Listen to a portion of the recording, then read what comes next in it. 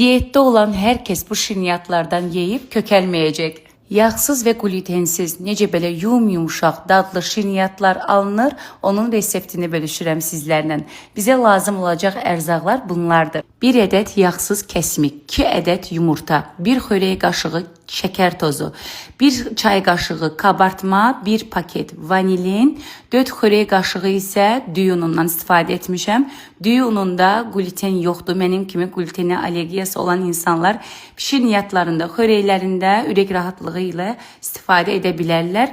Mən diyet etdiyim zaman, sağlam qidalandığım zaman düyü unundan istifadə edirəm. Bunları yaxşıca qarışdırırıq, keçirik içliyinə. Meyvə sizin zövqünüzə buraxılır. Mən qara gilasdan istifadə etmişəm. Siz istədiyiniz hər hansı bir meyvəni əlavə edə bilərsiniz. Vacib olan bizə lazımdır yağsız simitan. Mən 10%lik simitandan istifadə etdim. Üzərinə doğradıqlarım qara gilası əlavə edib içliyini hazır etdim.